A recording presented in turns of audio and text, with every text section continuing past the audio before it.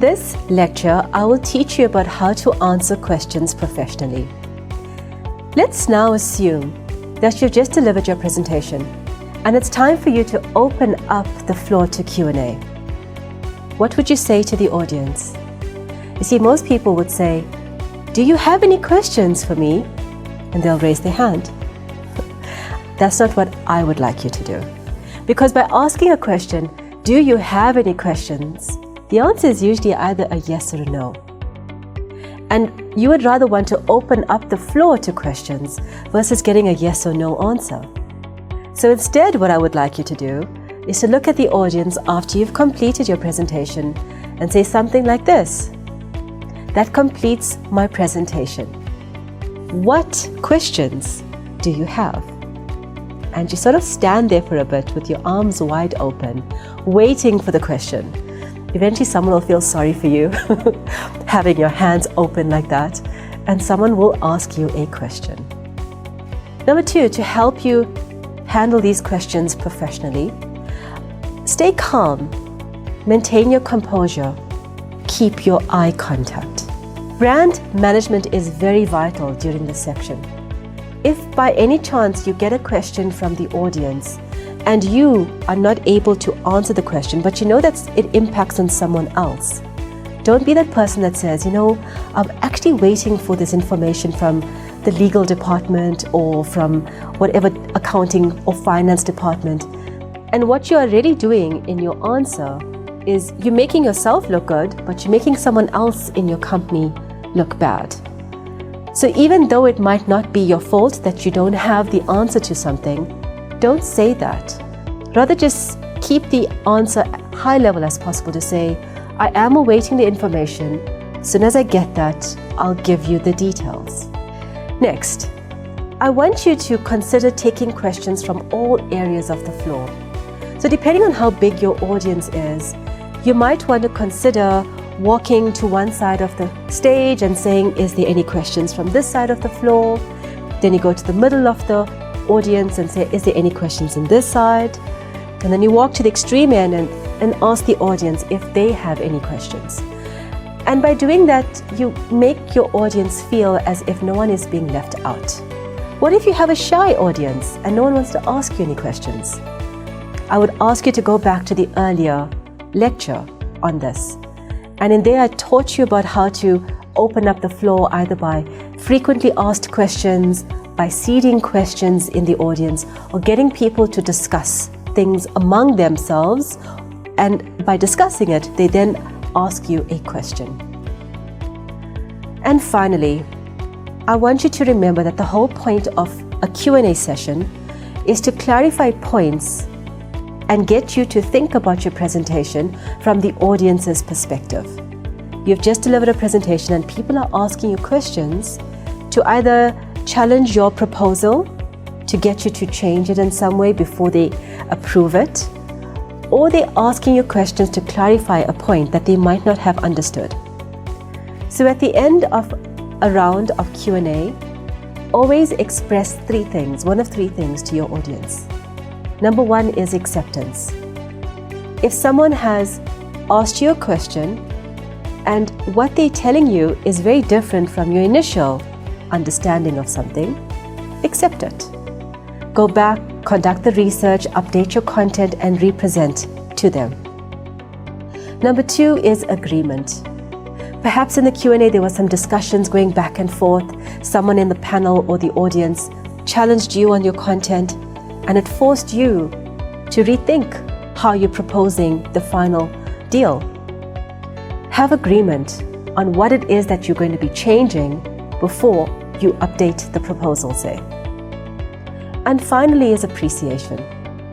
The whole point of Q&A is to get you to also think differently about your content. So if someone in the audience challenged you in that way, thank them, show appreciation, because they helped shape your presentation and make you a better presenter ultimately.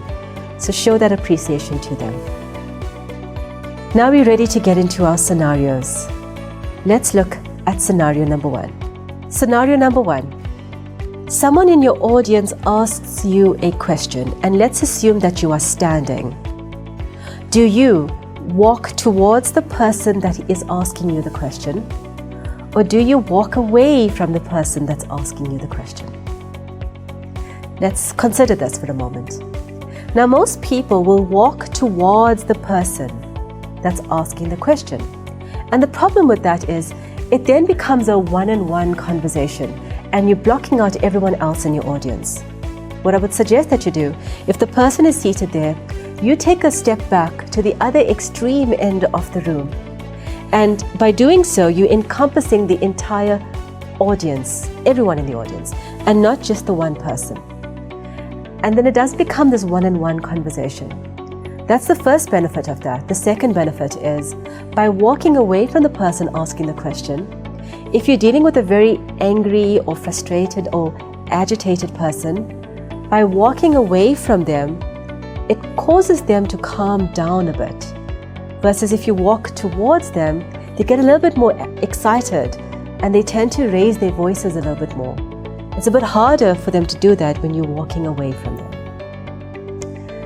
That is scenario number 1. Let's look at scenario number 2. Someone in your panel asks you a question, and I want you to imagine everyone being seated around a table. Do you answer the question in a way that you focus your eye contact to the person who asked you the question and you only look at that person?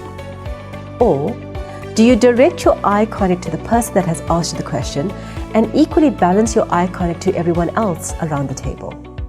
Most people will direct their eye contact to the one person that asked them the question. And that's okay, except by not looking at everyone else, you are not able to gauge their reaction to your response. So what I would suggest that you do, you look at the person that has asked you the question and you focus attention to that person, but you also look at other people on the panel just to see how they are reacting to you. Are their hands folding? Are they frowning? Are they looking at you in a confused way? Because whilst you might be answering the question to the one person that asked the question, they might be happy with the question, but someone else based on their body language is giving you the indication that they might not be happy. And what I would ask you to do then is to be aware of that. So after you have concluded this, you then look at the other people on that panel and then you say, would you like me to clarify? Is there anything else that you'd like me to add on to it? And once they have given you the feedback, then you know that you have completed your answer to everyone in the room and not just to the one person. Let's look at the next scenario. Scenario number 3.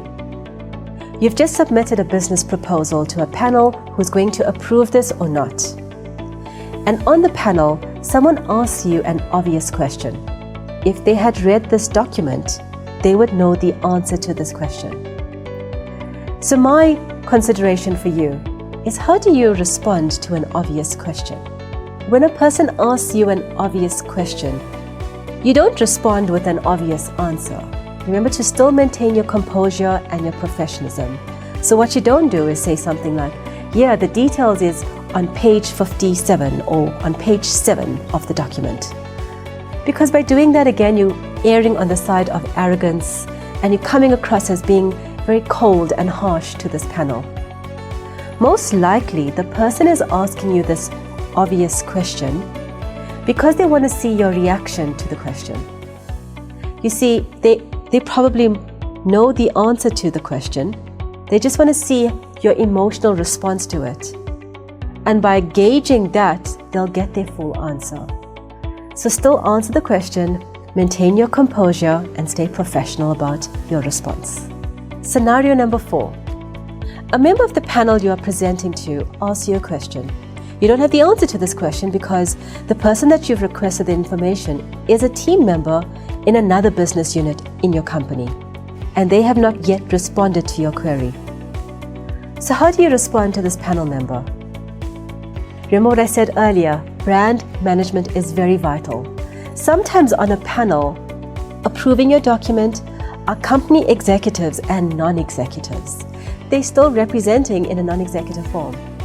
So what you don't want to do is, when you're responding, blame someone else in another department, it looks very tardy on the entire company. So what you would say is, again, very high level, very diplomatically, I have requested that information. What I understand from it is the following.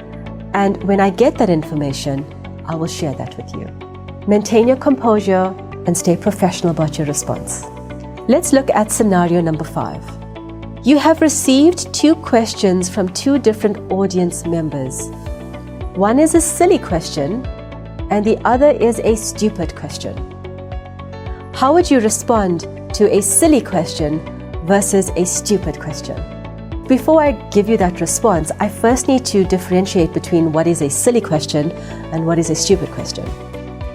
Number 1, there is no such thing as a stupid question. Remember to actually state that sometimes up front, because it then softens your audience a bit and they're not so shy to ask you a question.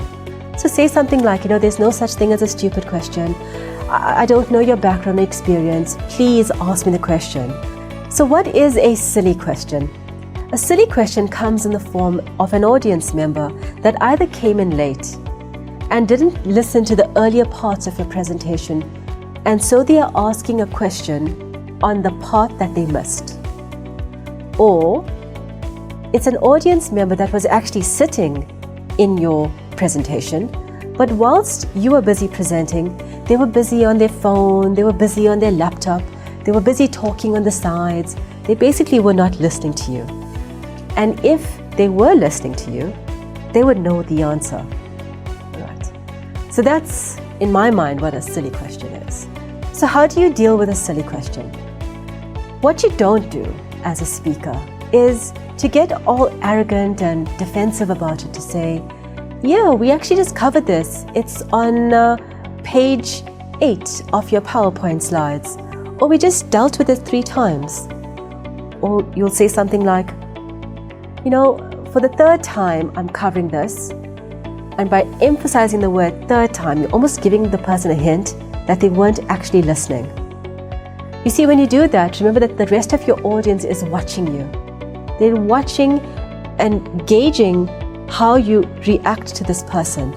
They might have liked you all along in the presentation, but in this one moment, you're showing a side of you that they cannot relate to, even though you might be putting the person in their place. So how do you do this? My response is, let the audience help you to deal with this person. So what you do is, you turn to the audience and say, is there anyone in the audience that can answer this question? You see, because they were listening, they most likely know the answer to that question. And so they'll basically say what you can't say on stage. And they'll say something like, we've already covered this. This is the response to it. Or someone else will pick up on the answer and they'll also engage on it. So you turn what could have been an irritable moment for you into a moment of teaching for the audience.